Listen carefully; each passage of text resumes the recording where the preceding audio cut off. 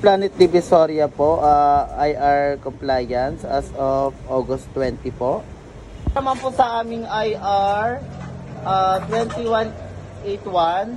So nabalik na po namin yung clock. So ang ano lang po dito is incomplete po yung mga dahil nasira po yung iba since kakabalik lang siya yung mga dating clock po na display dito.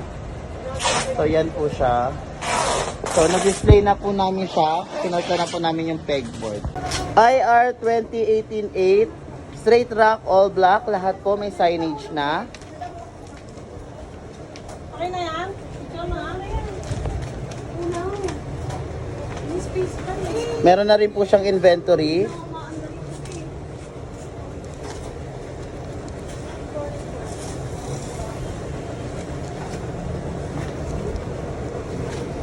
So 1, 2, 3, 4, 5, 6, 7, 8, 9, 10, 11, 12, 13, 14, 15, 16, 17, 18, 19, 20, 21, 22, 23. So 23 different items po. Naman po sa aming combi lakos po, dahil ito po na po ang ginawa namin. Inventory po sa likod. Then yung price niya sa harap. So ganito po yung ginawa namin. So yung mga off-shade po ng Roman tsaka ng Divisoria is binaba po namin.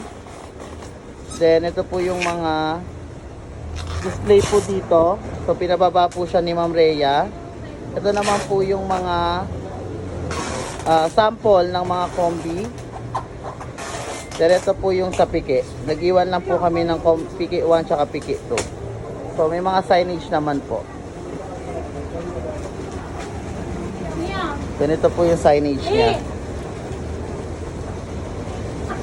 Para po sa IR 19967, so outdated clearance sale display po sa Crockworth, okay na po siya. Same po dito sa aming store promo sa clearance sale.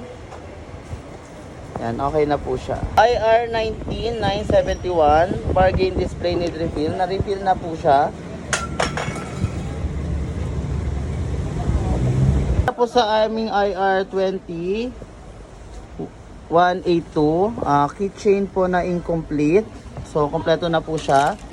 Ready acrylic. Meron na po siya. IR 20183, white rack po, white basket display, no signage.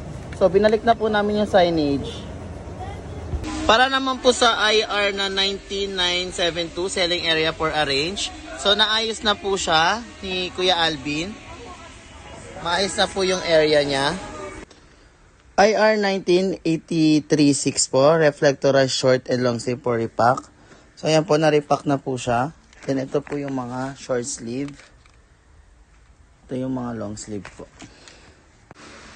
So para naman po sa IR po na 2017-5, sabi printer, ibaba or wag harangan. So, tinanggal na po namin yung mga harang. Hindi po kasi siya mabababa dahil wala po siyang space.